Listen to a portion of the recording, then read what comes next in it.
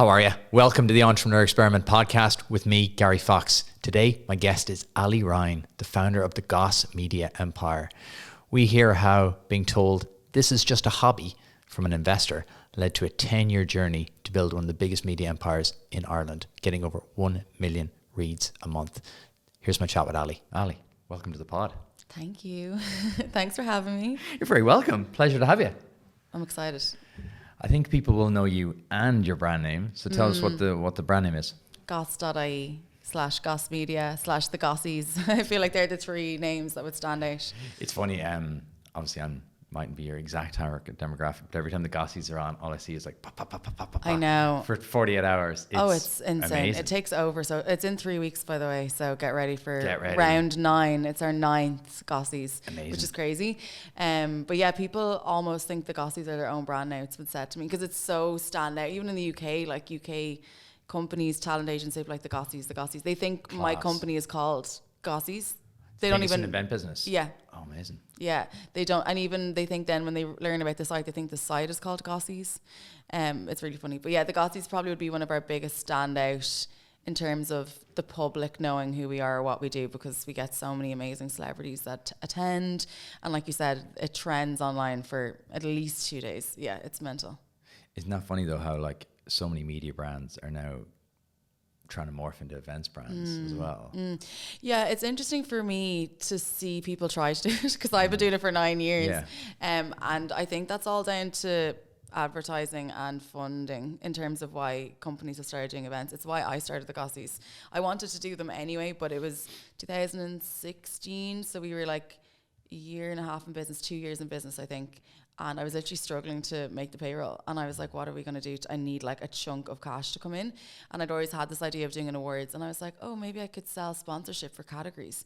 And then I did. And I literally had that idea 3 weeks before we did the first Gossies. Amazing. And it happened that quickly. And so many people were like, this isn't a good idea. Take time. You know, you've never organized an event before.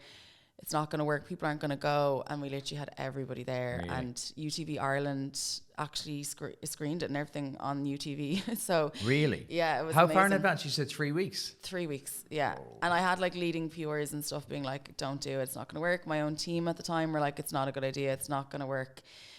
Like it was, and that is probably the biggest story about me. If you ever talk to anyone about me, it's that people tell me I can't or it won't, and I'm like, it will, and I sound crazy, and then it works, and it absolutely goes better than expected. So that's what happened with that first year. And I think seeing other media brands, no one has ever tried to. Well, maybe they've tried to, but definitely no one's competed with the Gossies as of yet in terms of what that event actually is. There's obviously the VIP Style Awards that's been around before us, so that's I wouldn't even compare to that. But since we've launched the Gossies, there's definitely been brands who maybe have tried to do that. And the thing is, like, I get emails all the time from, like, literally people in Google and stuff being like, who is your events team? And I'm like, me. I don't hire an events team. Like, we do it ourselves.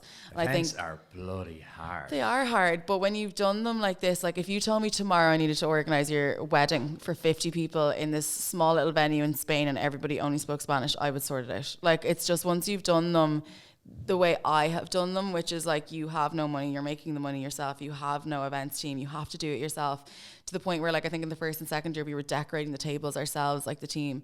Once you've done it that way, you don't ever want someone else to do it. And it seems like the biggest waste of money to pay an events team, what, I don't know, 25 grand to do something I can do in my sleep. Like, that's how strong I am about the Gossies. Like, there's nothing I can do better than the events. Like they're only 3 weeks out now, and there's a few things we still haven't signed off on yet, and still the girls are like, oh my God, and I'm like, it's fine.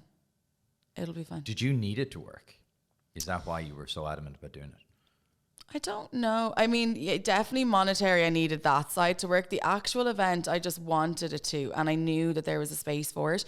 I had been going to other awards shows for years, like in Ireland, the UK, LA. Like, I've been really lucky to go to like Oscars week every year for the last 14 years. So I'd seen I'd seen a lot of the events, and I just felt here there was nothing that was taken seriously but also really good crack. It was either it's really good crack and it's not that serious, or it's like, you know, the IFTAs, it's like extremely serious and, you know, it's kind of political almost, getting nominated and your movie and all that stuff. So I was like, and also when I was growing up there was like the Media Awards, do you remember them? Me too, yeah. Like all these music awards, there was the TV Now Awards, there was like presenters, all of that was lost, and I was like, we should create something where TV presenters and musicians and models can all be nominated. And then I went, oh, do you know who else should be nominated?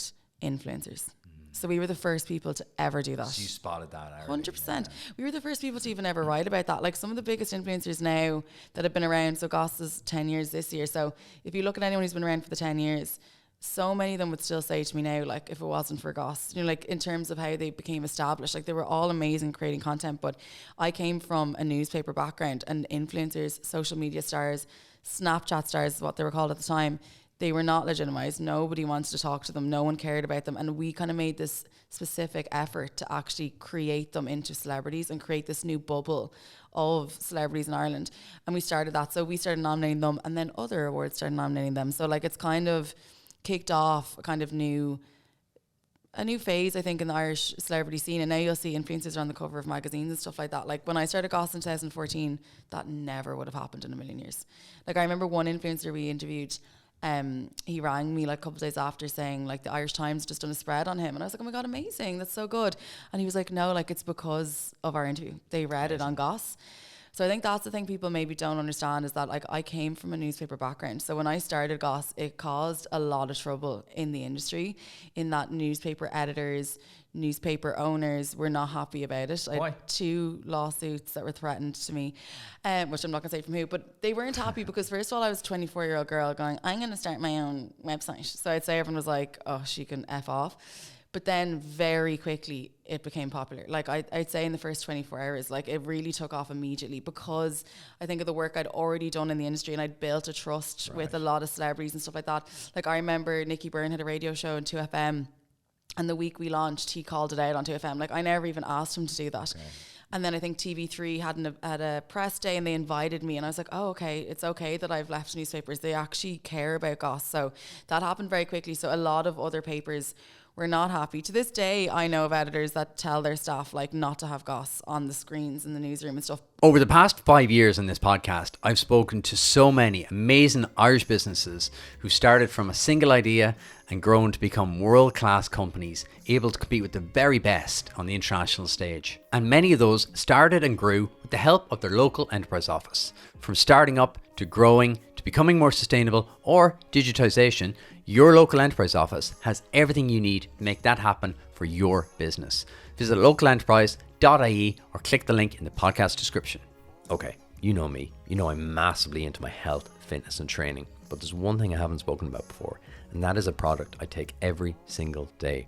It's a product called Resilience, and it's made by an Irish company called Ethos. What's kind of funny is that every single entrepreneur I meet, that is the one characteristic they have: incredible resilience. So I like that little play on words. It's a multifunctional supplement that supports cognitive function, immunity, which is super important this time of year, energy levels, and it keeps stress at bay. I also love it because it's easy. If you're bringing anything new habit into your life, it has to be easy, and taking Resilience is so simple. I simply mix it in a glass of water every single morning, and I always throw a couple of extra in my gym bag to keep them with me. It's a really tasty blood orange flavor as well. It ticks all the boxes. It has B vitamins, amino acids, vitamin C, and adaptogens like reishi mushroom and ashwagandha. So, if you want to try it, I think you should. Go to weareethos.com, and because I like it so much, the guys have given me a discount code. So if you go to weareethos.com, enter Gary Fox at the checkout, you'll get 20% off, which makes taking Resilience about €1 a day, which is an unbelievable price for building some inner resilience. Check out weareethos.com. If you've been listening for a while, you know Iconic Offices have been my partner for ages now. Working and recording out of their flexible workspaces has meant a huge deal to the success of this podcast. So it made perfect sense to partner up with them again for season 17, but to give you, my fellow entrepreneurs, a unique offer. Come work in the Iconic Office workspaces for free with no catches. Simply visit the link in the description below and enter Gary24 for a free day pass or a free day office pass. Enjoy. Yes, they're told. Why though? I don't understand this. I don't know. 2 completely different areas. It's not though. You don't think so? No. We break stories faster than them. That's the problem. Is that the issue? Yeah. And the thing is, this is what I was saying to you just before. People look at Goss and they think it might be fluffy or bloggy. It's a newsroom. That is how I run Goss. Goss is a news organisation. So we're getting exclusives. We're going to the Oscars. We're going to New York Fashion Week. We're doing intimate interviews. We're getting like flown to the Downton Abbey premiere by like a movie company because they want us to be there. So like we are the exact same. But it's annoying to them that I'm at the time I was 24, I was getting all these exclusives. I was getting celebrities to tell me things that they weren't saying in other interviews and stuff like that. Why was that? Did they feel more comfortable because of your relationship or because it was digital first? What was it? No, definitely the relationship, yeah. Yeah, 100%. The digital thing was really new. Like, it wasn't a thing at the time. Like, there was no website in Ireland that had entertainment just on it. So the entertainment.ie was around at the time, but that was more so like movie reviews. Yeah. And the reason I started Goss was because I was working in a Sunday newspaper at the time, and I'd have an amazing story on a Tuesday, and I have to wait all week for it to be published. Yeah. Which was good in a way because some of the stories needed to be like bigger and longer form and all that sort of thing. But it was frustrating me that there was nothing. And you have to imagine back to 2014, there was nowhere where you'd find out Ryan Tubridy has just left RT. You would have to read it in the newspaper the next day. Yeah. And I started out in the Herald, which was like very quick, fast. And that's probably where it got my kind of obsession with being really quickly, because there was 2 editions a day of the Herald when I was there. So I'd be in at 6 a.m. publishing, and then again at lunchtime publishing again. So there was 2 editions, so I was always really quick on that. But actually way back to when I was 19, I worked in Spin Southwest in Limerick, and I started a blog then called Misread. Don't know why I called it that. But I had like interviews with Laura Whitmore, Vogue Williams, and I remember when Vogue and Brian McFadden got together, the Mail Online used my interview from my little blog when I was like 19, 20, and I was like, oh my God, this is so weird. So it's been in me even before I started in newspapers, this like need and want for things to be instant. And obviously that's a part of the millennial generation, even more so with Gen Z, but it was frustrating me. And like when you talk to like really successful top entrepreneurs, and I'm not saying I am that, but when you listen to stories, you always hear it begin with there was a problem to solve, something that was missing. And that's what it was for me.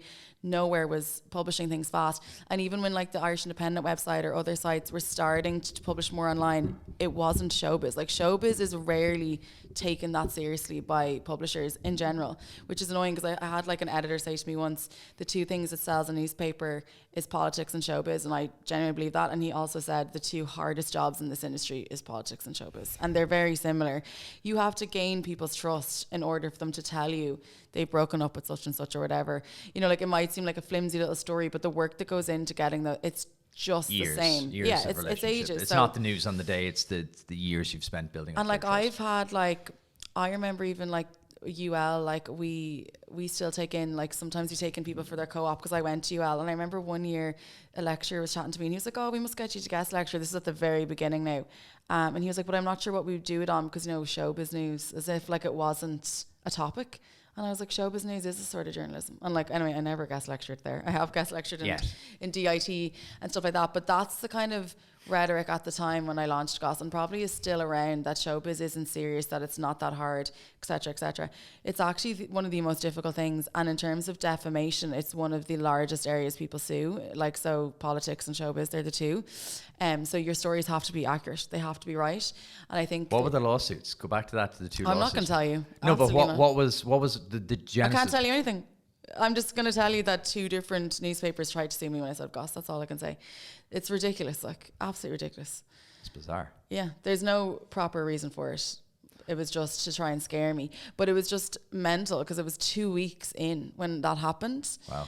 And I just didn't realize I was that much of a threat. Like, I kind of thought it was going to take ages for it to kind of build and da-da-da. I was so early in. I think they just wanted me to not do Goss. To scare you away from just even trying. But I'm not like that at all. Like, I think, and I had a legal team before I even started Goss. So there's a lot, I'd say, with me, with underestimating me and how I work and how I think and my intelligence levels. It happens all the time in all areas of my life, where people will like get to know me, they'll meet me and they'll be like, this sounds so bad, but I actually just did not think you were this intelligent, or I really didn't think you had your shit together.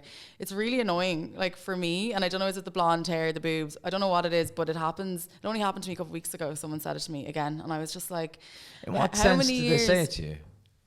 Just that, like, so like I recently graduated from Griffith College. I just completed a degree in law on top of all the other things I'm doing, and I got awarded the best in the whole college for like my, what was it called? The highest achievement award. So I got the highest marks. And just somebody that I know said to me, I honestly just didn't know if you were actually like that intelligent. Like, I was like, fair play that you're doing it or whatever. Genuinely. This isn't a close friend now, but someone. I was going to say, hold on, how well do they know you? This is on a night out, someone said it. But I thought it was interesting, and people are normally like, oh, that's so nice that you're like changing people's like thought process behind you, but like I find it so depressing. I'm like, why am I still having to prove myself? And I do feel like that quite a lot. And probably going back to college, a part of that was maybe to show people that I am more, which is bizarre. If there was a man sitting here, I doubt you'd have to have a conversation where a man would have to feel like, oh, I don't just own a publishing company, I'm also now qualified, whereas I feel like I have to have something else. I did at the time that I needed something else. I was obviously starting to work with the Department of Justice and stuff like that, and I was doing a lot of TV work. This has all happened in COVID when I went back to college, and I was talking about more current affairs issues, and I was like, I would like if people took me more seriously when I'm on TV, that it's not just Ali, founder of Goss.ie. It's like I also have this law degree. Now I actually work in a law firm as well. I've worked with the Department of Justice. I'm an ambassador for them. I'm like working on new legislation. I kind of wanted people to know all those things. Obviously, in hindsight, it shouldn't matter what people think, but that's kind of something I've struggled with the last few years, is that no matter how big Goss gets or how successful it is or how many Oscars, red carpets or interviews or exclusives, there's still this slight tone sometimes with Where is that tone coming from, Ali? I don't know. I do think being a woman is a huge part of it. I mean, do you know another female media company in the country owned by a woman? There isn't one. I'm the only one. There might be companies that are led by women, but none of them are actually owned by women. So that's the first hurdle. I'm the only one. And in saying that, obviously when I started, the big competitors for me would have been at the time like Love in Dublin, Show.ie. Both those founders are no longer with the company. So 10 years on, I'm still with mine. Yeah. You think that'd be pretty cool, like when you compare it. But Good story, yeah. It is a good story, but I don't think anyone ever thinks about it either. So, I mean, and I've seen those guys in particular on the cover of magazines, like doing loads of stuff. I've never done any of those things. And I'm not saying I need to do those things, but I started to realize over a couple of years that like I was actually doing the same things and it wasn't being received in the same way. There was still a kind of question over the legitimacy of me and the company all the time. Now, it's definitely not like that now. Like, it's more so, I think we finally broken ground on it, and it took a really, really long time to get there. But there's definitely still a little bit of it. The fact that conversation only happened a couple of weeks ago, that someone was like... I don't know why I keep getting surprised, because I talk to so many female founders, and consistently they say this, and consistently they'll say, it only happened last week, or they only someone said to me, happened this morning. Yeah. They were sitting in the chair there and they said, actually, it happened this morning. And that was a girl who said it to me, but I've had a lot of guys over the years really talk down to me. Like, I mean, in 2017, 2018, we got like 4 offers to be bought, right? So one of them was for over €1 million, and it was a really big deal. The others were around that sort of thing, but I like cut the conversations really quickly to the other one. There was only one we nearly did. But the first 3, it was all men who literally sat me down and said, oh, like, we can give you like a salary. Because back then I was like, what's a salary? Like, when you start a business, you literally have no money, like no money. They're like, we can get you a salary and give you an office. And I was like, no. So that sounds like hell. Yeah. Well, how long were you in the business at that stage? 2 years. Okay. Yeah. Wow. Yeah, and they were massive publishing houses, competitors. The last one wasn't. It was a US company who ended up buying Tatler magazine, Nora Casey's company. Yeah. You might remember that deal. Yeah. We were part of that whole situation as well, which I'm really glad I didn't do that deal now. Were you ever tempted? I was very close to that one. That's a big offer. I was very close to that one. But to be honest, with all the deals, it came down to the attitude of the people, that I just wasn't willing. I just didn't feel like, again, I was being spoken to in the same way or being treated in the same way as I should have been. And I was like, no. And I remember one of the conversations with one of the companies, they were very much like, we'll give you, I think it was like, we'll give you 100K or something like that. Now, like, some people do sell their businesses for like that if they're early in and they're struggling. And the first 3 years are the worst 3 years. So this was within that time where like I had been sleeping on the office floor sometimes. I couldn't afford a taxi home or a Lewis home. Like, I was so broke. So they were saying all this to me, and I was like, I know that this company is worth more. And at the time it wasn't, but I knew it was. And I remember them saying something to me about having an office or something. And I said, I will literally sleep in my car if it means that's how I'll get Goss to be successful. And they were like, right. So like, I think that was one of the last conversations I had with someone that wanted to buy it. And I was like, no. I was like, I need to build this on my own and keep going. And we had such a tough year when that final deal nearly went in. Like, I mean, honestly, that most sane people would have walked away from Goss that year. Like, and I still walked away from that deal in the end and was like, no, it's not right. So that was really stressful. What was your vision for Goss when you started? What did you want to do? Like, I know you said you're trying to solve a problem, but what was your, did you have an outcome, or were you just like, I just have to do this?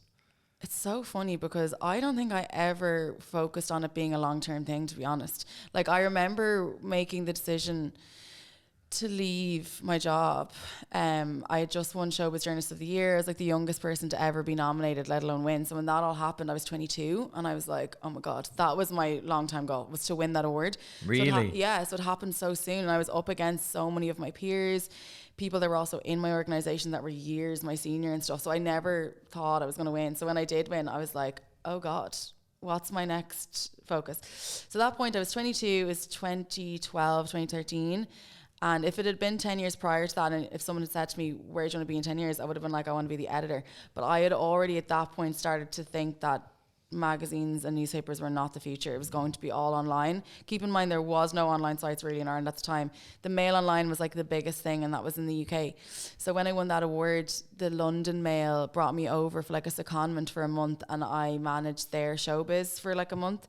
And there was definitely job opportunity there. Then I flew to LA, and they were starting the Mail Online in America, which is crazy when you think about it now, right? It was in a garage in Santa Monica, and I went and I met them. There was only 4 of them there. Wow. It was like a hangar. It was like empty, and there was a job opportunity there.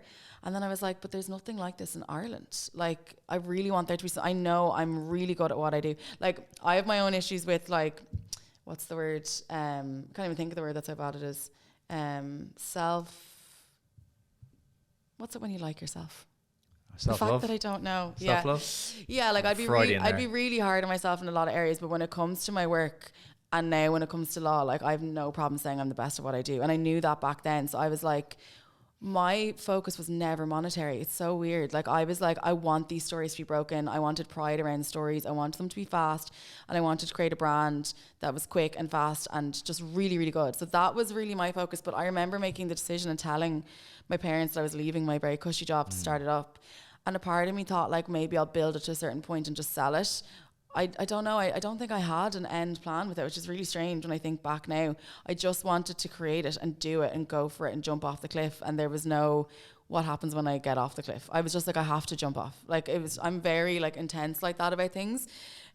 Which has really helped me and helped the business, and that's why the business is still here, to be honest, because there's loads of people who'd be like, I'm not going to go over that edge, and they would have just walked away. Especially in media, it's very different, I think, when people are setting up a traditional kind of business whereby it's kind of obvious. So, you know, you buy the cup for 1, you sell it for 5, margin of 4. Media is a nightmare. Very different. And where you were going from traditional, and like, it's not that long ago, but in real terms it is, because traditional and digital, it was a big mashup there, and even still, there's still a big shake up in terms of where media is going. Yeah, and like when I was in my newspapers, like I didn't even know how the advertising side of it worked. I never had even talked to someone on the advertising team, which is mental when you think about it now, because that's, I suppose, when I look back in hindsight, the things I would do differently. Like, I just started Goss, like, oh, I'll make money, and I made a cash flow projection. I'm like, I'll do this and I'll do that, and I did get Revlon on board as our first ever partner. Like, we launched Goss with Revlon. Wow. Yeah, in the background. But it obviously wasn't that easy. So the first year was such a struggle, because what you're saying there, I think people, again, this is also mental to me 10 years in, people still, legitimate business people, would be like, how do you make money? Like, genuinely will ask me that question. So just to explain it, if anyone's listening and doesn't know how, obviously all the content we do is free. So like, I have journalists, I have a team of journalists who just create content for free, whereas with a newspaper or magazine, you're paying €1, €2 to buy it. So ours is an advertising revenue model. And that isn't just clickable ads on the site. I think that's another misconception. That would be a very small percentage of the money that we make. It's editorial campaigns, it's partnerships, it's collaborations, it's events. Like, we do events for clients now. It's the Gossies, it's Goss.ie Women of the Year awards, a lot of our awards. It's covering Love Island and how we do that and how we partner with brands on that. So there's a million products. We have our own studio now in there as well, and we do productions in there too, podcasts. Oh, cool. Yeah. Amazing. So there's a million and one things that we actually do. But it's funny to me that people are still like, but how do you make money? So I think that's still a bit of a confusion. But look, the first year was very tough, very tough. Like, I had come from a very cushy, well-paid job to having no money straight away, pretty much. I sold my car to set it up. And then I remember like getting on the bus, like, to try and go to investment meetings and like try and convince people to invest in Goss. But I will say I stopped that very soon in. I'd say I only gave it 6 months, because number one, it was the biggest waste of time, I personally think. Now, it depends on what the brand is, but I know founders that founded businesses at the same time as me. and every single one of them are out of business now. But every single one of them got investment. Every single one of them had investment boards. They had €1 million loans from AIB and stuff like that. So I kind of was watching people do that and realizing how bad it was for business, because their sole trajectory was about getting in the money. It wasn't about how is this business running? How is the product going?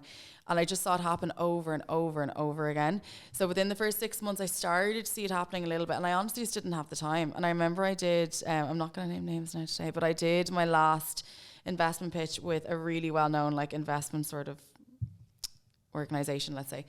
And I had been put in that meeting with the top person there, because so many people were like, you have to meet this girl. Like, this girl, like, she's going to go places. We don't know where or what's happening, but you have to meet her. And I remember getting the bus there with my last €2 of the week. I was so broke. It was only 6 months in now. And I remember in the meeting, he said to me, this is just a hobby. I would never invest in this. He actually said that? Yeah. And I was like, okay. Like, and I remember leaving and just bawling, crying outside. And like, the fact is, again, these sort of conversations, I don't know if they happen with men. Maybe they do. That's so highly unprofessional, though, to say that to anybody, regardless of gender, regardless and keep of in mind, anything. like, I had these 6 months of like having no money, having no car, trying to make it work, doing my hardest to set up a business, to hire staff, and just to be told this is a hobby, it's never going to make it. So I remember at that point being like, it's just so patronizing. Like, it's just but that's exactly how it was all the time. And I was like, do you know what? I'm not doing this anymore. And was that the moment? Was that the kind? Because I wanted to kind of I was curious. It was really interesting to hear your thoughts on investment there. Was that the moment where you're like, I'm just going to do this myself. I'm not going to take money. 100%. And like, I had given talks for another kind of organization that invests heavily into Irish businesses. And they weren't paying me to do them. They just were like, oh, your kind of zest for business and your ambition, it's infectious. So I was doing talks for like up and coming people, but the organization had never given me any money. So I remember I did the very last talk, and I know. I have a real problem with that. I know. The people asking people to do things for free. Now, obviously I was only a year or two in business, but again, when I look back on this now, I'm like, I can't believe I was 25 and people like that, huge organizations like, will you please come and talk for free, but we're never going to invest in you and we're not going to pay for you to even come today. Well, I obviously said yes to everything. Like, I do think at the start you have to get the business out there. Yeah, there's a real trade-off. It depends on like, what is the opportunity here? Are they giving me a massive opportunity to speak in front of like thousands of influential people, or am I putting bums on seats for them? That's how I kind of look at it. If you're I'm different about it now, I'll tell you. But at the time I was like, maybe there's going to be investment in the room, and maybe this and maybe that. So I remember talking to one of the head people in the organization after, and I was like, you know, I've never got any money from you guys. And he said something like, oh yeah, well, media just wouldn't be of interest to us. And then I just never did a talk with them ever again. But the live event was. Yeah. So that happened. So to this day, we're 10 years of business. I've never once even got €1 of funding from any organisation in Ireland. And I tried all of them. I tried all of them for all sorts of funding. I never got anything. Wow. And it was always denied. I filled out all these forms that take hours and hours. They had all these female funding things. This is all back in 2014. I do think things are a little bit different now. But there was all these kind of funds specifically for women, but then they only really wanted like high tech that were going to get millions in Silicon Valley. And like, I really think investment needs to be split up into two different areas. There should be specific investment just for small, medium-sized businesses. Most of these organizations don't value them, don't care about them, don't think they'll get their money back, don't think they'll ever kind of have an international, I suppose, scope. And I think that's really sad. Like, why is the international side of it important if we're promoting Irish businesses? So yeah, I became really, really disillusioned with it. And then I was watching other people that had a bare idea getting like 2 million in investment because it was a tech product, but hadn't started their business yet, hadn't any real expertise, but had brought on X, Y, and Z person. Now, all of those businesses are also gone now, but I just found that really tough because I was like, God, the things I could do with even 10 grand, and they were getting like millions. So I suppose I had a bit of a chip on my shoulder about it. So I just stopped even trying for it then. I was like, I just can't do this. And now I think it's one of the best things I've ever didn't do is getting investment, because I see companies with investment boards making really tough decisions, not really involving the CEO, changing the brand.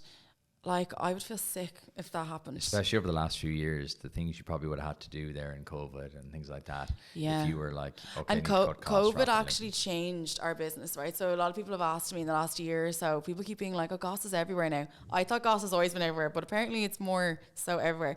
And it was all COVID. So when COVID happened, we lost all of our advertising overnight. I mean, all of our planned spend for the next 6 months. Gone. Wow. Zero. So what was happening, Ali? Like, you were getting phone calls going, hey, you know, the campaign for Q2, scrap Yeah, it. and then invoices that were owed, being like, we can't pay this either. Wow. So like literally it was, I remember finding that really tough. It was literally like being back in 2014 again. I was like, I have no money and I'm starting from scratch again. And I lived on my own during COVID, so I'm type 1 diabetic, so I was like really high risk. So I didn't see anyone for about 6 months at the start. Yeah. That's It was very intense. tough. Yeah. I think even like by month 6, all I did was go for a walk outside. Like I didn't spend time with people properly, so obviously I was going a little bit insane. But that's why I went back to college, because I was like, I need to do something, I need to like achieve something. I knew the pandemic was going to be years, like I just had a feeling. So before Leo even did his like big speech, I told the girls to take all of their stuff out of the office. I was like, we're not going to be back here for a while. And they were like, no, I don't think so. It's only going to be 2 weeks. Remember, it was a 2-week lockdown or whatever. I was like, trust me when I tell you this. So I got everyone to take their stuff. And I remember the lockdown happened, and I did a video call with a couple of other media publishers. One of them actually, there was how many? 3 of them. One of them actually wasn't in business anymore, but had a really good idea of it. So we all jumped on this video chat, like really high ranking people. They were all guys, and then me, the little girl in the corner. But it was actually nice to be included in that chat, because it was like, what are you doing? And I was like, oh, maybe I'm not being looked at as a little girl anymore. But anyway, throughout the course of the conversation, I said, right, I'm going to get rid of the office. It was the first thing that I did, and everyone was a bit unsure about it. And I was like, no, I'm going to get rid of it, because otherwise other people on the call were talking about letting staff go, lowering their wages and stuff like that. And I was like, no, I'm not lowering anyone's wages, and I'm not letting anybody go. And I didn't at all during COVID. Nobody. Okay.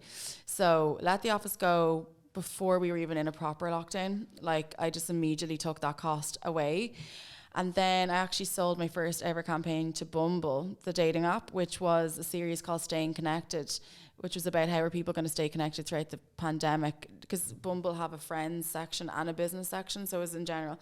So did that deal, got money in, wage bill sorted for the first like 2 months or something like that. I can't remember. So straight away I was just like, what are we going to do? What are we going to do? And I remember saying to all of my editorial team, we're going to be remembered for how we act during COVID. And I felt a lot of publications pulled back on the content, except for like hardcore news places. Obviously they were 24/7.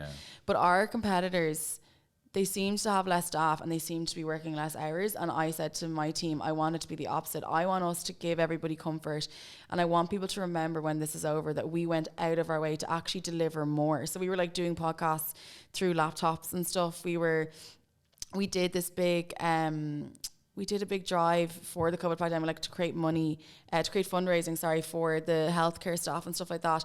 We did a huge Met Gala thing where it was the week the Met Gala was meant to be on.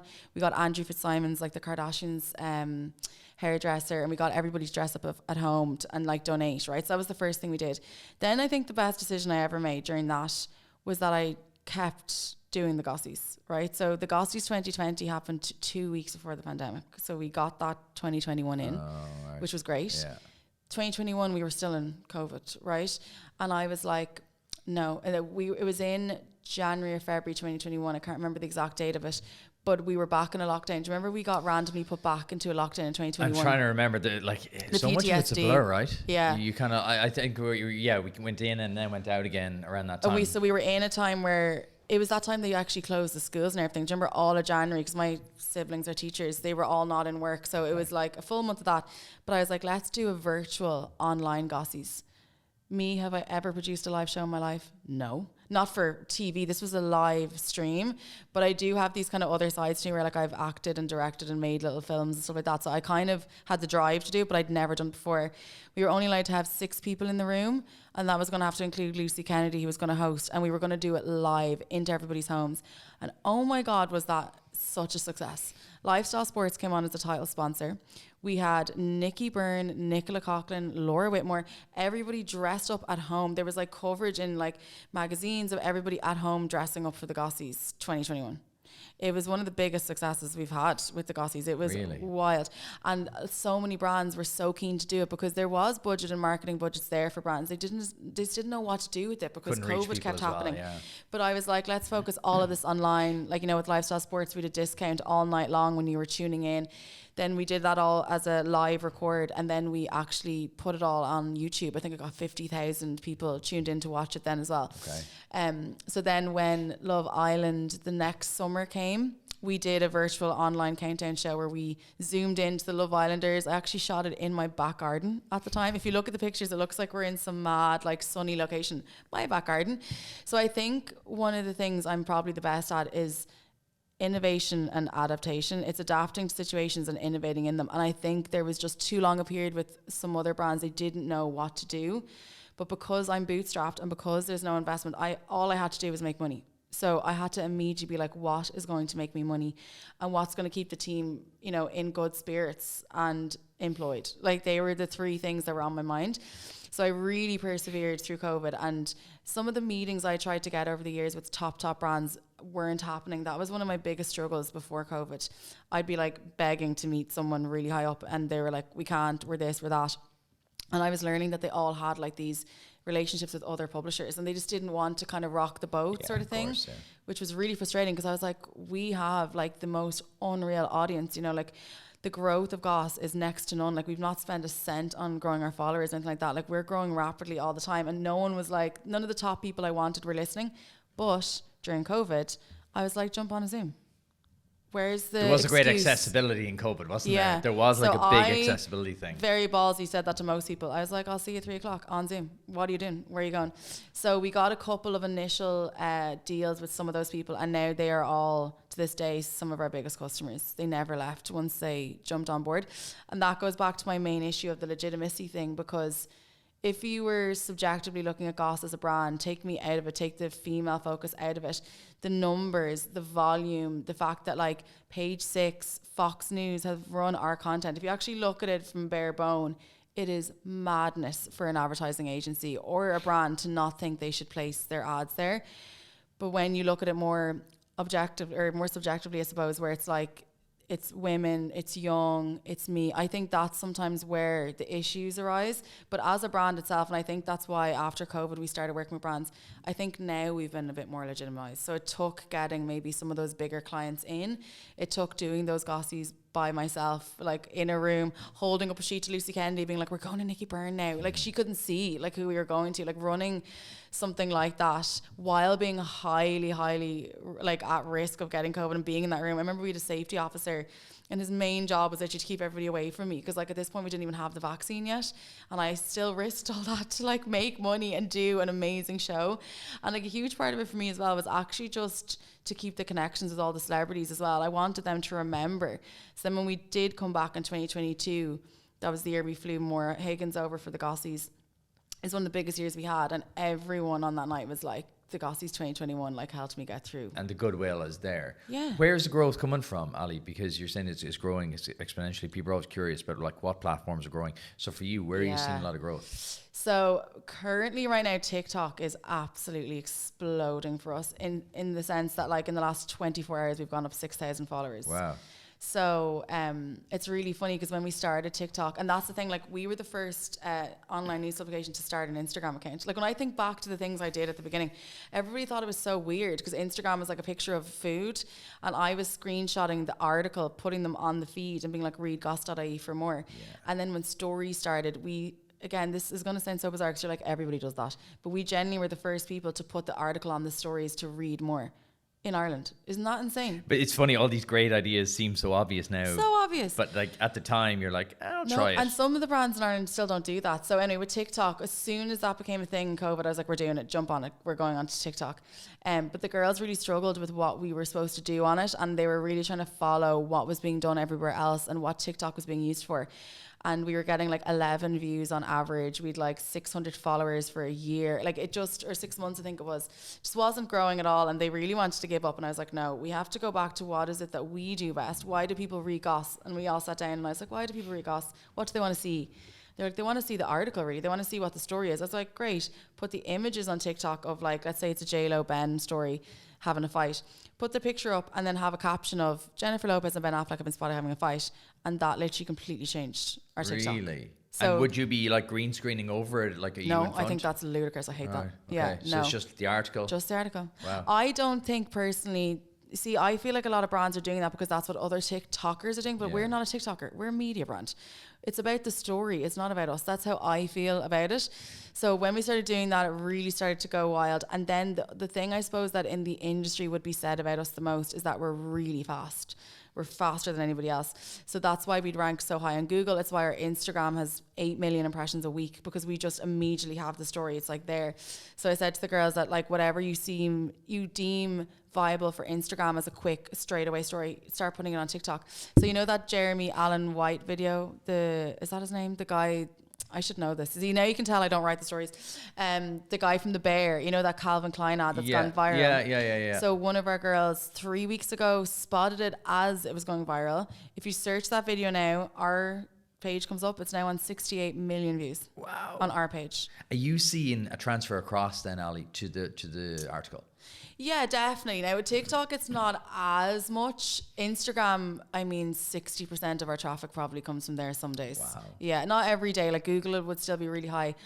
TikTok is slightly more difficult to actually track because there's no links on the photos, which I think maybe might start happening soon, is that you're going to be able to click on it. Yeah. But we see a surge, 100%, in the amount of people going onto the site, and then we see a surge on TikTok. So, for example, when that Jeremy video went viral, we grew by 16,000 followers in 5 hours.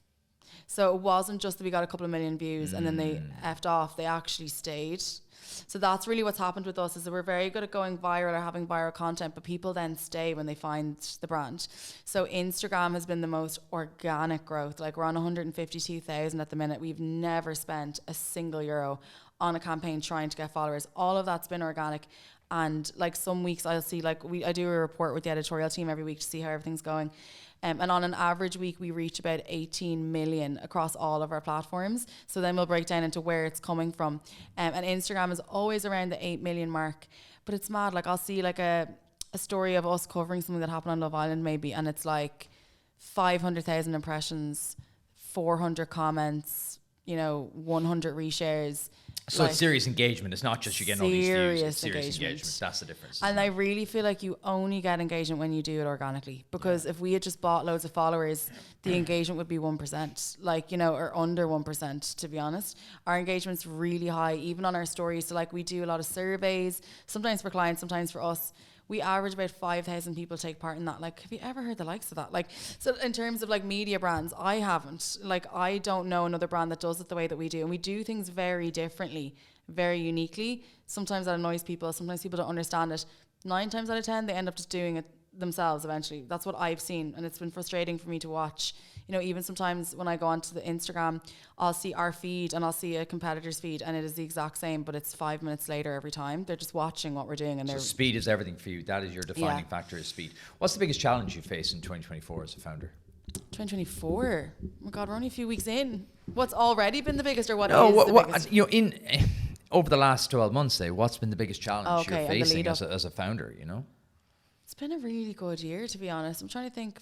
I actually think one of the biggest challenges being a founder, being an entrepreneur, is actually building a team. I actually think that's the most difficult, most stressful thing for me, is getting the right staff, getting everybody on board with the right ideas, putting loads of time and effort and education. Like I offer courses to my team as well in UCD, and making sure that they stay.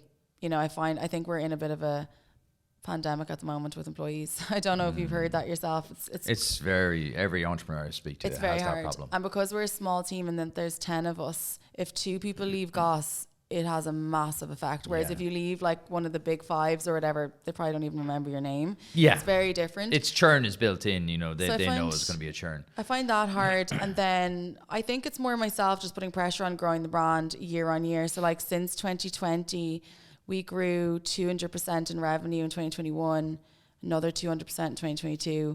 So it's trying to keep that going all the time. They're serious numbers. Like, what's driving that?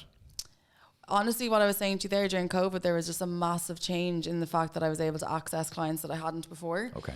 And then I think we got more legitimized during that time, that people were just like taking us a bit more seriously, so we were getting more briefs. In terms of like what we do and how we do, we've actually done everything the same. Nothing has changed. Like, this is why I find it funny when people are like, Goss is everywhere now. Nothing has changed. We've just been given the opportunities now, and we weren't, like, doors were being slammed in my face basically, you know, before then.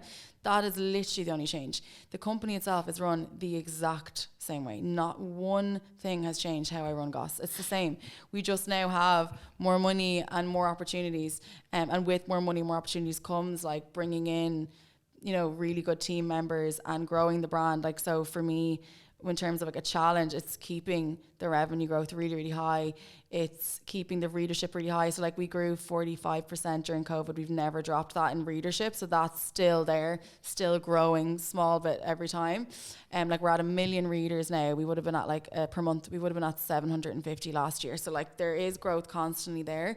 So that would be one of the big focuses for me. And when you're in the media industry, like there are so many media brands. So you're fighting against everyone. So it's always a challenge trying to make sure the brands pick you or advertise with you. And then, yeah, like one of my big focus has been more events. We're going to do a lot more this year. Obviously we have the Gossies, we've Women of the Year. We're bringing in another event now at the end of the summer. And it's trying to just make sure that that keeps going and keeps getting bigger. Like I don't want anything to ever be the same. What's your vision for it now? Because at the start you said just wanted to start. What's your vision now? Because you seem so energetic and so switched on to the business. Yeah. Do you have a vision now? Where do you want it to go? I don't think I'm ever going to sell it, which is the number one thing. And people keep asking me about that as well. I just want to build it to be what it can be and keep it there. That's kind of what I want. Like, I think it's already the biggest Irish entertainment news site in the country. That's that. But I think in terms of an advertising perspective, I want it to be the number one option for people. I want people to realize this is where people want to be. Like, this is where you're going to get your biggest return. In terms of the actual brand itself, I think it has been really successful for years before we were even making good money. I think a lot of people know Goss, they're aware of it. That to me is a success. When someone knows the name, or, you know, I remember a couple of years ago I was driving somewhere and I was in some random shop in Rossgrey or something, and I heard a radio station being like, oh, I heard this on Goss.ie today, and I was like, yes. Like, those small wins still mean so much to me. You need them though as a founder. You need those little boosts, and often they're random. Much. Yeah, they're a random thing. Like I was kind of laughing at myself there as you were telling me about like nothing's changed. Like another 10-year overnight success, right? Yeah. You know, it's like what changed, and often it's just you have to stay alive to thrive, right? Yeah. You just have to stay in the game, and things will shift and things will change. But you know, during COVID, you know, I heard a great quote. It's often in times of crisis, even the sign of momentum is everything. Yeah, even the and sign you have to of activity. believe in the signs. Like I've heard people say on your podcast too. I've heard a lot of entrepreneurs talk about failure and the importance of failure and all that, and I do understand that in ways, and I definitely have failed within the business. Exactly. But I also have the view of failure is not an option, and that is also why I'm here where I am now. Like, genuinely, if I was to tell you some of the things that happened in the business, you'd be like, why on earth did you stay? Like, my family, about 3.5 years in, were like, why are you still doing this? Like, I was just miserable. Had an intervention. Yeah, literally, I was just miserable all the time. And when Ali, sit down. We all need to talk. Why is everyone here? And when you have a company on your own, you have to remember too, Yeah. like, there's nobody to talk. You can't tell your staff that you're having issues with the company. You can't. Like, you have to be Is like, it lonely? Hey. Definitely has been really lonely. Yeah, definitely has. In like making decisions and having the responsibility on yourself. Being on my own is fine, but dealing with the consequences of things on your own and having so much pressure just on your own shoulders. That's why I was saying to you about like staff being a really big issue, which it is for a lot of entrepreneurs at the moment. If like 2 or 3 people leave Goss, let's say, or even one person, who's gonna do that work? Do you know, like, it falls back on my shoulders, and it reminds me of the early days of Goss. Like, I'd be awake at night being like, can I pay people's wages tomorrow?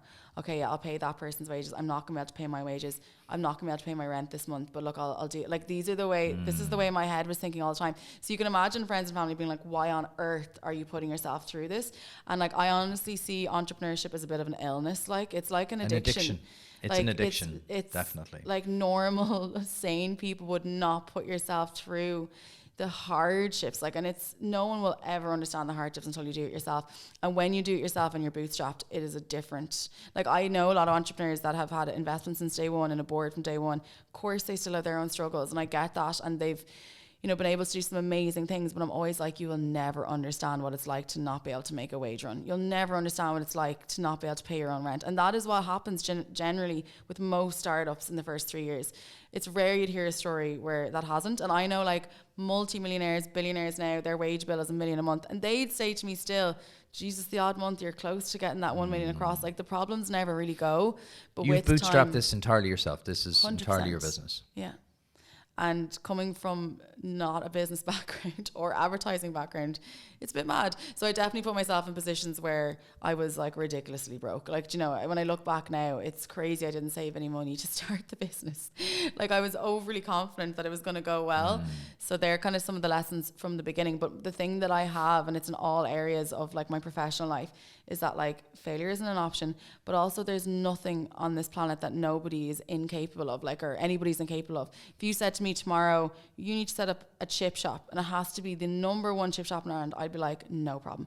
It doesn't matter what the task is or what the goal is, I will do it. And that's how I am. It's just the way I've been since I was a teenager. Like I'm very focused on just doing everything, kind of beating everybody's expectations and proving to myself that I can do it. And then when it's done, I'm like, okay, what's next? And that's why it's an illness, like, because when it's done, I should be happy, but I'm like, no, I need to grow more now. I need to do this. Like, how did you juggle this? Because it seems like you obviously have a full-time job. How did you juggle college then on top of this? I know. So 2020 was a little bit easier because obviously we were all in the depths of lockdown. So we weren't going anywhere in the evenings. So like I was doing it in the evenings and stuff like that. It was grand. And it honestly saved me. Like I remember watching the news. I remember we'd never know if they were going to extend the lockdown or not. And all my family, they live outside of Dublin. So even when I did want to start seeing them from a distance or whatever, I wasn't allowed to leave. Do you remember eventually they allowed people living alone to drive to family, but at the beginning they didn't. And I remember one day Leo Varadkar being on the TV being like, right, we're actually going to extend it again. And I remember just bawling, crying, just being like, when is this going to end? Like, I just can't do this anymore. And then I was like, oh, my lecture starts in 5 minutes. So I had to pull myself together and do the lecture. So it really saved me from losing my mind. 2021 started to get a little bit harder because things started to open up towards the end of 2021. So I remember those summer exams being really tough because I was like, right, I'm starting to get busy again. And then 2022 was very tough. How long was the course? 3 years. 3 years, okay. Yeah, so 2022 was actually the year that they took into account for our overall marks. So this is why it's bizarre that I got the highest marks out of the whole college, because obviously 2022 was so busy for me. But again, I suppose I'm just extremely psychotically determined that I was like, I don't want to do this degree unless I'm going to be the best. That's actually what I kept saying to myself. I didn't actually mean the best in the class. I more meant I want to be the best that I can be. So it was really, really tough. I'd be in work with my law books underneath me while typing back to an email, doing the lectures in the evenings, going into college in the weekends. No, it was really tough. It was really tough. And like, I don't know if you know anyone who's done a law degree, but like the amount of reading, like I would think I was reading 100 cases a week at one point. And then in the exam, you have to remember the cases, remember the judge, remember the outcome, and then apply it to an answer. So like, it was just such a huge challenge, but I absolutely loved it. And I really thrived on it. And it was really nice to have something else other than Goss be my focus, because it is very hard when your whole life is your career. And I know this is also a professional thing, but it was different. This was like a personal challenge. I also wanted to study law when I was in school. I just didn't get the points because I got diabetes 3 days before the Leaving Cert, was really, really sick. Wow. And I ended up only getting my fourth choice, which was English and New Media. So I'm very much a believer of everything happens for a reason. There's always a route. I think this is important for students, any like younger students listening. There's always a route. There's this massive pressure that when you're 16, you look at a piece of paper and go, oh, I want to be an accountant. And that sets the rest of your life. And then you don't get it. But there's always a route. There's always a second route. There's always a back door. Yeah. And like obviously when you're 18, or I was 17 when I went to college, you know that you can go back and do a degree when you're over 25. You know, you can do anything then. That seems so far away to me. It does. I was like, no. And everything's very binary when you're that age. You do or you don't. You get it or you don't. You get Dublin or Galway or you don't. Thing that ever happened that I mean, I never would have ended up owning Goss if I had done a law degree. So like I'm very much, so I think that's maybe why when really bad things were going on the last couple of years, I was very much like, look, there's going to be a good ending to this. Like I just always have to believe that myself. And like that has happened. The things that we're doing now and the money that we're making now, I was telling people in 2017 we were going to do that, and people were like, okay, good for you. It's the old adage though, and it's so true. If you want something done, ask a busy person. Yes. Because you always think you're busy, and then something else happens, and then you think you're busy, and you're like, something else is added on. but you're able to juggle and you're able to manage. Certain people are, definitely entrepreneurs are able to juggle and prioritize ruthlessly. You said you want to do more in law. What do you want to do? I don't know. So, like, obviously I work with the Department of Justice a little bit, and I'm trying to bring in legislation. So I obviously kind of worked with them on the COCO's law legislation that was brought in about revenge porn, or intimate image abuse it's called now. So I'm trying to work on other legislation. It's basically an anti-trolling bill. So it's hard to explain, but it's trying to monitor so it's trying to monitor anonymous accounts being online and holding social media companies solely responsible for defamatory comments that are put online. I'm sure you've heard about loads of these threads that are online that are massively defamatory. Also, people can you can have a death threat that's anonymous. You can be threatened to be hurt that's anonymous. There's all these weird things going on right now in the world of social media, but I'm trying to work on bringing in a bill that would not allow that anymore. Amazing. There's some way to track them. It's very tricky for Ireland because we're part of the EU, so GDPR is making it really difficult, but Australia is very similar to us in terms of their common law jurisdiction, and they have an anti-trolling bill, so I've kind of tried to base it on that. Okay. But I do work in a law firm now as well. Okay. I know, it doesn't even make sense. Oh, yeah, I am. I'm working in their litigation department. So, yeah, because my actual plan was to just pass the bar after college, because the exams and the topics we did in Griffith are pretty much the same. Okay. So I could have probably done it straight away, but I was like, I have to take a break from study. Like, it literally took over my life. But then as 2 months passed by after the exams, I was just like, I'm missing it so much. I'm missing cases. When I was in Griffith, I got accepted into the Innocence Project. So I was working with real life cases of people. What is that? It's basically when people are trying to overturn their convictions, saying that they're wrongful. So it's a lot of like murder charges, very serious assaults, and there's only a few in the world, but Ireland is one of the hubs. So people might know it through Kim Kardashian, because she does a lot of work in America that's very focused on people being arrested for like very small drug charges and stuff. In Ireland, it's more so like wrongful convictions, DNA evidence not being that great at the time. So years later, trying to get them their life back and get them out of prison. So that was the first time I was working with real life people and working on real cases. So when the degree ended, I was just like, I want to work on cases. I'm missing it so much. So it's only 1 day a week, which is amazing that Mechanico even let me do that. But I'm absolutely loving it, and I'm working on loads of cases, and I work with loads of barristers now, and I was in the forecourt last week, and yeah, I love it. But I don't think it's something I can like fully full-time do right now. Like there's a lot more to do with Goss. It's more something I want to keep my toe in, and having the law background and understanding cases and precedent and all that, it makes it so much easier for me to go into Minister McEntee, which I do. Like I went in and met with her a couple months ago and ask for things. So like, for example, the last time I met with her, I asked her for this it's this thing called a Norwick Pharmacal Order. It's basically a high court order that forces social media giants to unmask anonymous accounts, right? So you can actually do it, but obviously to go to the High Court, you're going to be spending about 50 grand, right? So it's not really No one has the done. resources to do that. Now, Lisa McGowan did it. She's an influencer called Lisa's Lust List. She paid a lot of money and went to court and got the Norwick Pharmacal Order, and she won a case against Facebook and got people unmasked, which is fantastic. But people can't afford that. So the last time I spoke to Minister McEntee, I asked her, would she bring it down from the High Court to the Circuit Court, which is a lot more feasible. It's still expensive, like all cases are, but more people could do that. So there's an amendment now coming in for the Defamation Act, and she's included it. Amazing. So the only reason I know what a Norwick Pharmacal Order is because I studied it in college. I didn't even know about it. Even when I saw Lisa's case, there wasn't really an explanation about it, because people obviously wouldn't understand all the jargon. I just knew she'd gone in, but then when I read it, I was like, that's a Norwick Pharmacal Order. So the fact that that's happened, I wouldn't have been able to do that without my understanding. So that was my drive. It was to prove myself a little bit, but more so, I want to work on legislation. I want to lobby the government. I want to try and make change happen. What can I do? I'll learn about it. And even like I work with Women's Aid quite a lot, so I took family law as an elective, understanding barring orders, domestic abuse. Like there's so many issues with that and that side of things, so I have an interest in that too. So it was purely out of interest, I'd say, and just my mental weird drive that I have. But now it's like started a whole new career path as well, which is not what I would have expected. I probably didn't plan to actually work in law. I just wanted to have the understanding, but I just love it so much. I do love it.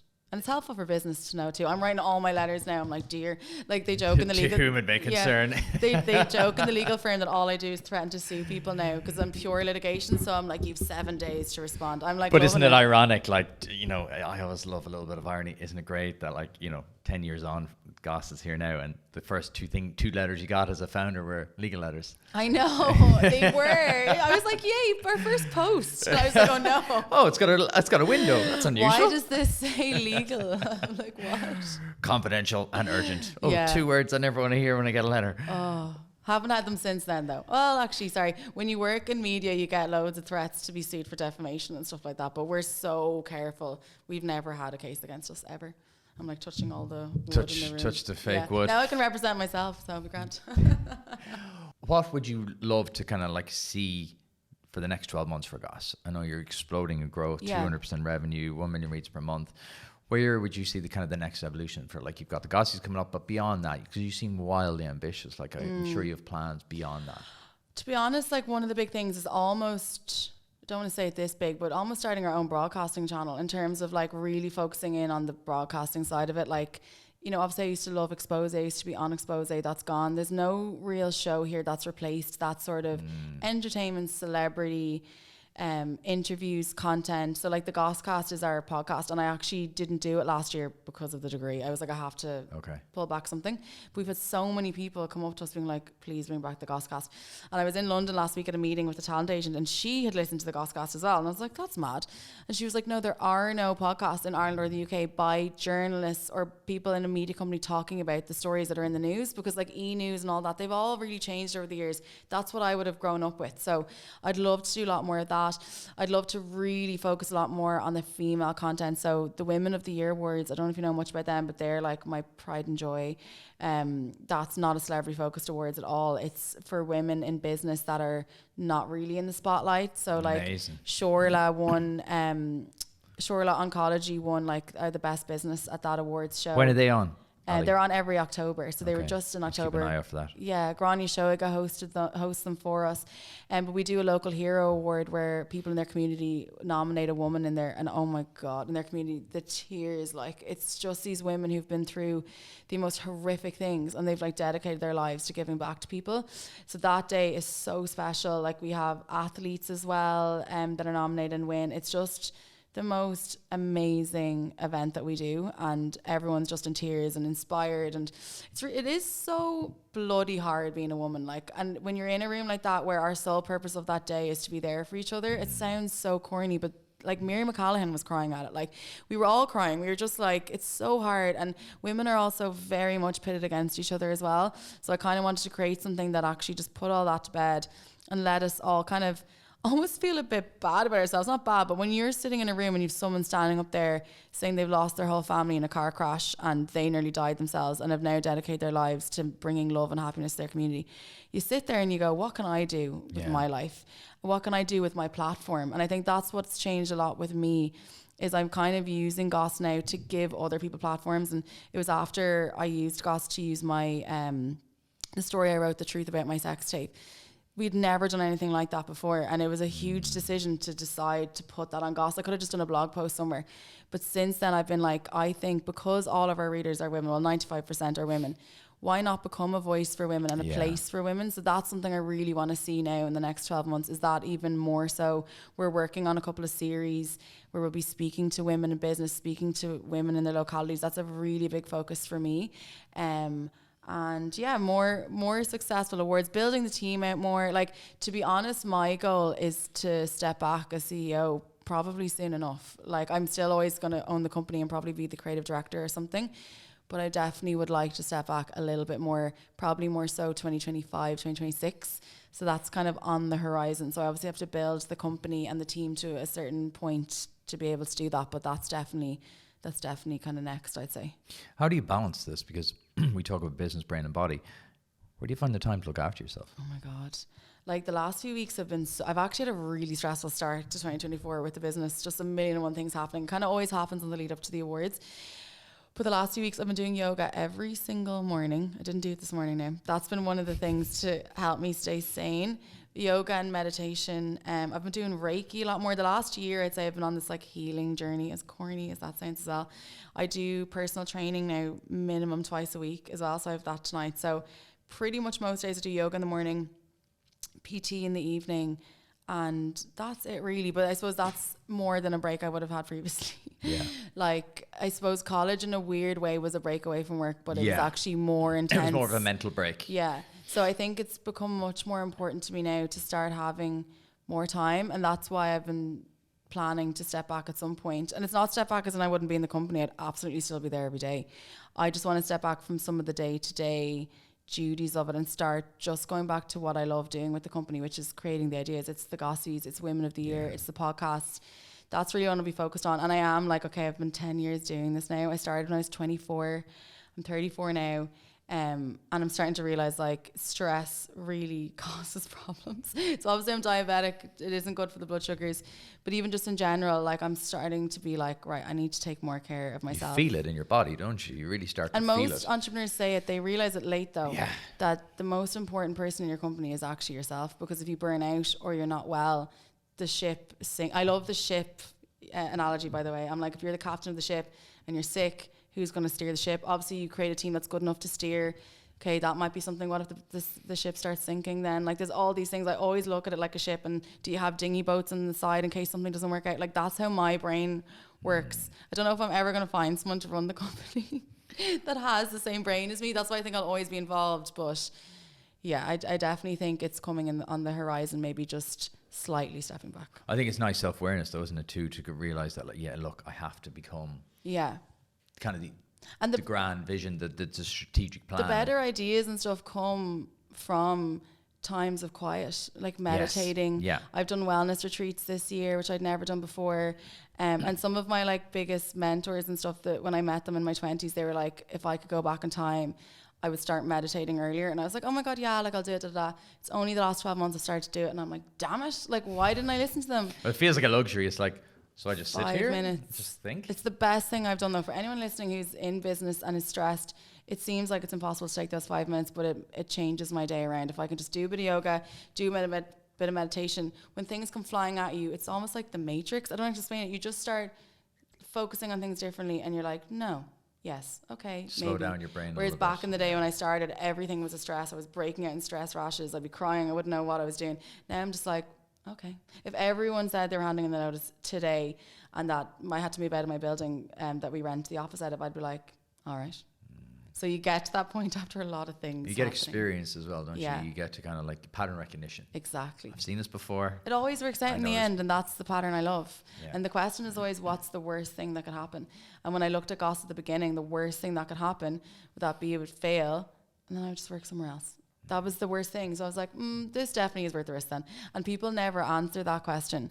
You have to think about it. I think as a founder, you have to, or otherwise it's negligence. You're just like flying blind going, oh yeah, it's all going to be fine. And you need that. Oh, it's all going to be fine. But you also have to go, but if it isn't, what does that look like? And then if it looks kind of fine and then looks great, what are the 3 different And that alternatives? happens more so when you have money in the bank and even investment, I find. It'll all be grand. The money's there. That isn't an option when you're bootstrapped. It's like, oh God, how am I going to make that extra grand today? And it's now 4 p.m. Well, you think differently. Happens. It builds a mindset. Right, going to do a quick fire round. Yes. What book would you recommend every entrepreneur read? I kind of have more than one. So in terms of pure business, I love Tools of Titans by Tim Ferriss. Have you ever read it? Yes. It's very literally good. a really, really Bible. good, and it's a real mixture. So it's basically entrepreneurs or really successful people like athletes talking about their day-to-day routines, what they do every day. And funnily enough, guess what's in all of those? Meditation. But it's really good because if you're not particularly into one sort of entrepreneur, there's somebody for everyone. The other thing I really suggest, just for people in general, let alone entrepreneurs, is Manifest the 7 Steps to Your Perfect Life by Roxy Nadusi. Okay. Sounds kind of random, but manifestation, positive thinking, all those sort of books, like The Secret. I got that when I was 17, changed my life. But the reason I like those books, not that I believe in magic or anything like that, it's just you need to stay positive when you're running a business. You need to believe that if you are positive, things will be positive. And if you don't have that mindset, you will just collapse. So positive thinking books or podcasts, if you're not too into the actual business jargon, they're really good at just making you a little bit calmer, hearing stories from people that their business nearly folded and like nearly lost everything. Like Mark Little has talked about that. I don't know if you've ever heard any of his stuff. Yeah, and he's such an amazing entrepreneur, but like I heard him say that like he had to let everybody go at one point. When you hear that and you hear the positive ending, he's so humble. We've had him on. He's just so humble. Like you're like, you achieved so much across journalism and business, Now twice. Done it not once but twice. Phenomenal. Do you know who's really good too? Is Richard Branson's books. Pretty much all of them, but the very first one, I can't remember the name now. Losing My Virginity by Richard Branson. It's iconic. The reason I really like him is that he's very brutally honest, and he talks about how there was about 16 other virgin businesses that absolutely plummeted to death, and he's like, but then you move. So I like him. He's very, because some books like Girl Boss, I really liked that book, but she doesn't really ever say how she became successful. There's no actual paragraph where she goes, and then, because you're asking me here, how did I get the growth? I'm telling you the answers. Yeah. She didn't really, but in Richard's books, I feel like he very much says, we got this deal and then we did this. We couldn't do that, but then we did this. That's a really good insight, actually. Yeah. I love his books. To be honest, that was the one book, I think, for me that changed how I think about business. I think that was the one that I was like, oh, but there's this misconception that like these really famous entrepreneurs are all perfect and we're just terrible at what we do and we're failures. Or they're geniuses, or there's some secret sauce, when in reality, no, there isn't. Everyone has the exact same capability once you're able to try really hard at it. Like once you're in, obviously we're all in privileged positions here in Ireland. Like we're so lucky that we live in this country. We're not in a war zone. We're not facing some of the things that are going on. So if you have the life that me and you have, there's nothing stopping either of us from being the next Richard Branson. And Irish people hate thinking that. Yes, and they won't like me for saying that. But the biggest, most successful people in the world had more self-belief. They didn't care about what other people think. So I think positive thinking, if you're having a tough time, if you're struggling with business books are helpful. Like I read that one, like 10 things they don't teach you at Harvard and stuff, but I wouldn't be massively into them because some of it just isn't really detailed enough for me. Yeah. I prefer the personal story. So if it was a starting out book, I'd say Losing My Virginity. It's epic. Yeah. It's probably my favorite business book of all time. Oh, good. What's the biggest thing you've learned about yourself since starting your business? That I'm wildly resilient, I suppose, because there's just so much has gone on. Resilient and just that my drives doesn't ever seem to go. They're the two things I would say. Nice. What valuable business do you think no one else is building? This is a really tough question. I did see this and I was like, because there's honestly 1,000,001 answers. Like from a very basic point of view, like we were talking about before we went on, I really think there needs to be a membership club launched in Dublin, like a Soho House vibe. Sometimes it's frustrating, you know, when you're on the outside and you're like, that would work so well and nobody is doing it. I would say that probably. I actually don't know other than that. I think there's been a huge amount of focus lately on beauty businesses and stuff like that, and I think that's blowing up and that's amazing. So there's been a real turn into that. So I feel like we're going to take another turn into something else probably soon enough. But that would be, if right now you were like, you can start a brand new business today, I'd probably be like a membership club. It sounds so poncy, but like I feel like there's a huge space for it. A collab coming with Soho House and Goss. Yeah. What would you do today if I give you 10 million euro? So corny my answer for this, and I'd say, because I would definitely put it into Goss, a lot of it into Goss. I would go to the Maldives on holiday, I'd bring my family all the way on holiday, I'd buy a mansion, and then I'd just go back to work, to be honest. It's not corny at all. You're more honest than most people. Most people are like, I'd give it to charity. And oh, well, obviously the charity side of it. Oh, don't add that in at the end, Ali. No, of course. So Women's Aid would be one of our biggest partners, but UNICEF, we actually donate the company and me quite a lot. So, you know, obviously, if it was right now, I'd be literally flying to Gaza myself. It's just all that situation's so heartbreaking at the moment. But no, of course, a couple of mil would go there. But in terms of what I'd left, absolutely the business, nice holiday, new house, and then just go back to work. Back yourself. I like that. What's something in your daily routine you wish had started sooner? Yoga and meditation, 100%. And this, it's talked about a lot in Two of the Titans, but waking up in the morning and not going on your phone first. So what I do now is I wake up and I do yoga, but some people even just go to the kettle and make a cup of coffee, but not going immediately to your emails or your phones is a game changer. That's I think huge. I charge my phone away now. I charge it, plug it in, charge it away. Just a simple thing of like, it's out of reach. Like that simple habit of just putting your arm out. I've started using the sleep function on my phone and the quiet mode on Instagram now. Yes. To just try stop myself from doing that. But I think probably the most important part of everyone's day is the morning time. And if you start it off that way, you will have a better day. Not being late 25 minutes trying to find parking. And I didn't do my yoga this morning, you see. There's a knock-on domino effect. There is? No, I believe you're right, because it sets a tone. Everything sets a tone for what will follow. So I think you're on. Sunrise Yoga, by the way, if anyone's into trying out yoga, Maura with yoga, she's on The Apprentice now. You might have heard of her. She does Sunrise Yogas in Dunleary. And it sounds horrible because you get up so early in the dark. It's the most beautiful, natural earth connect. And I'm not an outdoorsy person, but when you see the sunrise and you're outside, you're like, And the day just can't be bad. There's something to it. Yeah. There is something to that. We go to the sauna and swim in Greystones on a Saturday morning. And obviously later in the year when it gets brighter, that sunrise is just... Oh, it's pure there's magic. power. Like there's something in it. We need a reminder, I think, that the universe or whatever you believe in, higher power, whatever, that there's something there to keep you going. Because especially when you're running a business and you're dealing with a million fires being thrown at you every day, you have to have some bit of belief that like there's good. You get caught up in the minor stuff as well. Yeah. I would give you €1 million. You can only invest in one person. Who would that be? One person? One person or one company. Who would that be? I'd probably invested in Amy Connolly. So she's doing Sculpted by Amy. Yes. That brand is blowing up. She has done a lot of that herself as well, up until like where she is now. Like she has done so much on her own. I know she's now trying to go global with it. Seeing her store on Grafton Street, like she's just cool. Amazing. She's a really good person as well, and she's just spot on. She knows the market, and I genuinely believe you invest in people, not in the business. Obviously, it needs to be a good idea. Yeah. But it is the people that drive the ship, going back to that analogy, and I think she's phenomenal. So right now, right here, that's who I'd give the money to. Nice.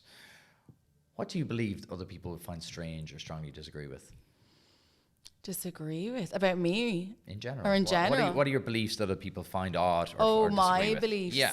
That anything is possible. That's definitely one that a lot of people don't get or agree with. Just that, like, if you try hard enough, you know, that really famous kind of picture illustration of the guy like digging, and he finally turns around and he's like 1 centimeter away from the gold. I love that one. That's how I feel. Yeah, I love that. And I have struggled my entire life since I read The Secret at 17. I've had fallouts with friends and everything because people are like, not everything is going to be good. Not everything is going to work out. That is kind of the Irish mentality. I don't know. I definitely don't experience it in like America. When I go to LA, everything is possible there. Yeah. So that's one massive thing. And that, like, you can just do everything yourself. I think there's a kind of growing trend now of like getting other people in to do a million things and kind of taking away your own creativity. I think we should all be doing more work ourselves, taking things on ourselves, learning new skills. Like, it's never too late to learn. But the number one thing is probably that anything is possible and that you have to really believe in it. Like, I'm really into manifestation now. Are you into it at all? Visualization, manifestation, yeah. Absolutely. Like, so, when you see athletes do it, and you see elite athletes and that's now part of their week, you kind of have to look at elite athletes and kind of go, seriously. What transfers across? Because companies have spent millions figuring this out. Yeah, so it's now scientific. It's neurological at this point. Obviously, for years, it was like The Secret, being like, think positively. Now it's like neurological. People are saying that the same feeling and sensation you get when, let's say I'm holding this glass of water now, my brain is going to have the same results if I close my eyes and picture myself holding the glass of water. So it's genuinely scientific now. So it's very, very hard, but it's like that quote, you know, if you're lying in the gutters, just make sure you're looking up at the stars. I should know this exact quote. That was such a bad version of it. But just kind of always having the positive outlook no matter how bad things are, which is very difficult when you've gone through personal issues or something. I do get that, but I feel like we have to have some belief in it. So that's something I feel like... You have to see where you're going, right? You can't just be flying blind all the time going, I'll get up today and I'll see what happens. I always say this, woolly goals give woolly results. Whereas if you say, I'm going to do this and this is going to happen, more than likely but I hate people who would come back to me, definitely will it, but I hate people that come back and like, you need to be realistic, you have your head in the clouds, which would have been said to me a lot. But I'm like, realistic is your version of what you think is going to happen. Yes. To me, it's realistic that I am going to create this media company, and it is going to be like the first 3 years people were taking bets when Goss was going to close. The first Christmas, second Christmas, third Christmas, it was all in WhatsApp groups and stuff like that, because their reality was that there's no way Ali's going to make this work. Whereas in my reality was, I will do anything and everything to make this work. So that's why I feel like it's your own mindset. And I think the worst mistake people can make is relying on other people's versions of you and their versions of what you can do, because like you said with the athletes and stuff, some of the most successful people in the world, if you look back on interviews, they're like, I believed it, I willed it. You still have to do all the work, but if you don't believe it, it's just not going to happen.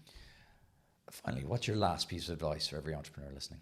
Oh my God, definitely believe in yourself when all the doors are closing in your face, because some of the most successful people have had the doors been closed in their face. Just never giving up, I suppose. Asking yourself what's the worst outcome if you're having a panic or stress, and not caring what other people think about you. I think they're the key things to keep you going as an entrepreneur, because like you said, it's a lonely journey. It doesn't even become just about running the business and paying the bills. It becomes about your own head. And am I insane for doing this? Why am I doing this?